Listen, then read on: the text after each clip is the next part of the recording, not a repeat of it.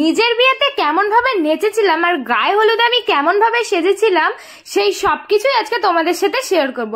So hello guys, কেমন আছো তোমরা সবাই? আশা করি সবাই খুব ভালো আছো। তো আমি জানি যে তোমরা এতদিন ধরে ওয়েট করেছিলে যে বিয়ের ভিডিও দিতে বলছিলে, তো ফাইনালি আজকে কিন্তু জল ভরতে যাওয়ার ভিডিও চলে এসছে। দেখো সকাল সকাল ঘুম থেকে উঠেই কিন্তু আমার বান্ধবী আমাকে মেকআপ করাতে চলে এসছে, মানে যেটা হচ্ছে বৃদ্ধির লুক আর কি, সেটা ক্রিয়েট করতে চলে এসেছিল। আর সেই লুকটা আজকে সারাদিন থাকতে চলেছে। তো তাড়াতাড়ি করে আমি দধিমঙ্গল খাওয়ার পরে একটু শুয়েছিলাম, তো 1 ঘন্টা রেস্ট পেয়েছি। তারপরেই কিন্তু আমি মেকআপে বসে পড়েছিলাম 7টার সময়। আর 7টা থেকে মেকআপ করতে করতে বেজে গেছিল 9টা। মাঝখানে কারেন্ট অফ হয়ে গেছিল, এত অসুবিধা হচ্ছিল আমাদের মেকআপ করতে, কি আর বলবো। তো লাস্ট ফিনিশিং এই যে আমার বৃদ্ধির লুকটা তোমাদের কেমন লাগলো অবশ্যই কিন্তু কমেন্ট করে জানাবে।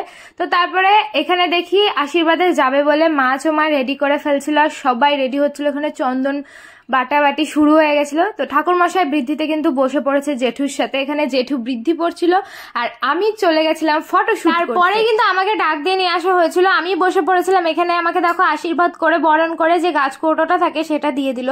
তারপরে আরো কত নিয়ম আচরা আছে সেগুলো সব পালন করছিল। আর এখানে ক্যামেরাম্যানরা বসে ফটো তুলছিল। মুখের সামনে জাস্ট এতগুলো লাইট ছিল না, এত গরম লাগছিল, মনে হচ্ছিল আমার মেকআপ গুলো গলে গলে পড়বে।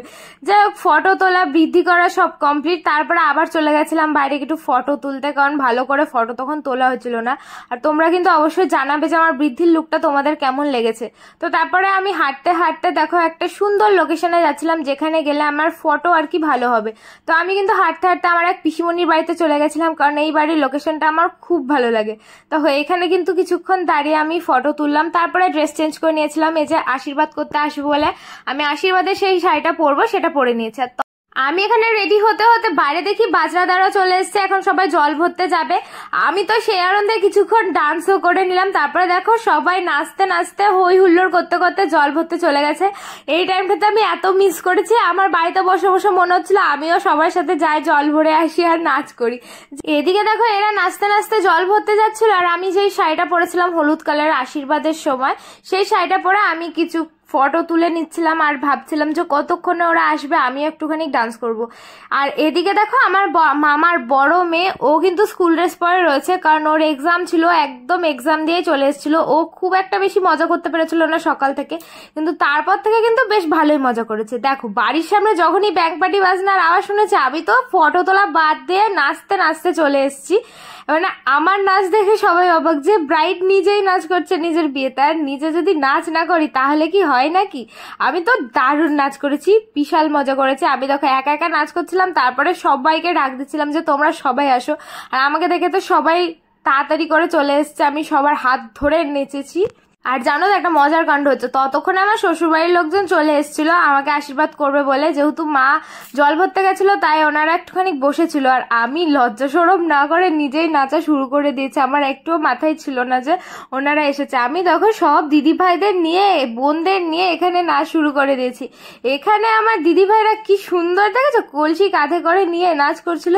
তো যাই হোক, নাচ টাচ করা তো কমপ্লিট। তারপরে আমার আশীর্বাদ হবে, তাই আমি কিন্তু তাড়াতাড়ি করে চলে গেছিলাম ঘরে, কারণ সবাই ডাকছিল। এই দেখো ফাইনালি আমি বসে পড়েছি। আমার মুখের অবস্থা দেখেছো, পুরো ঘেমে নে একেকারে। মানে এত ডান্স করলে কি আর মেকআপ ঠিক থাকে, একেতে যা গরম। তো সবার ফার্স্টে কিন্তু এখানে দাদু বসে পড়েছে আমাকে আশীর্বাদ করবে বলে।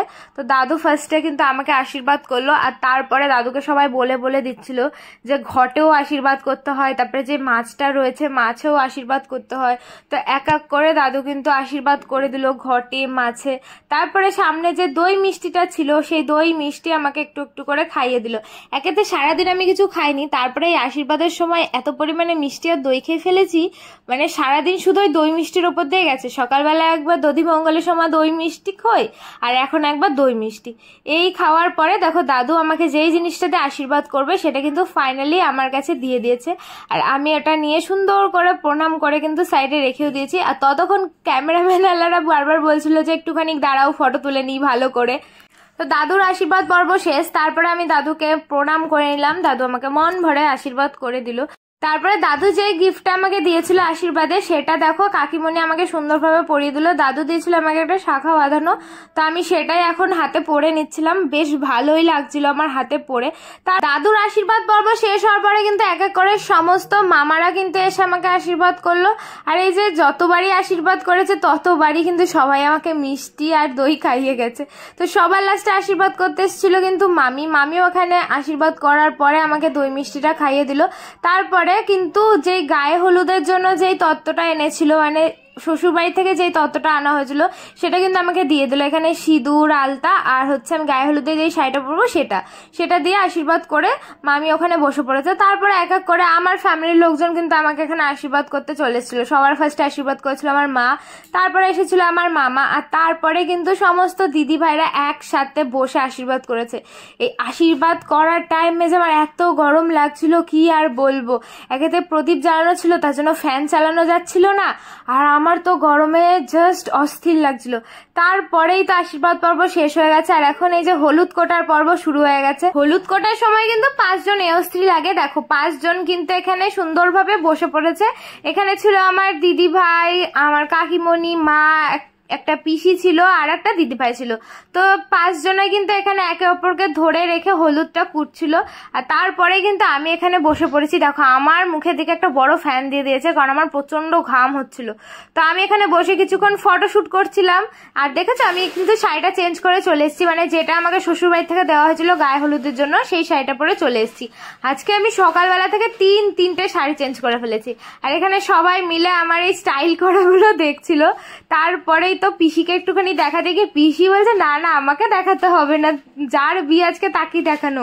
তো তারপরে এক এক করে সবাই চলে এসছে, কারণ হলুদ কোটা কমপ্লিট হয়ে গেছে, এখন আশীর্বাদ করা শুরু হবে।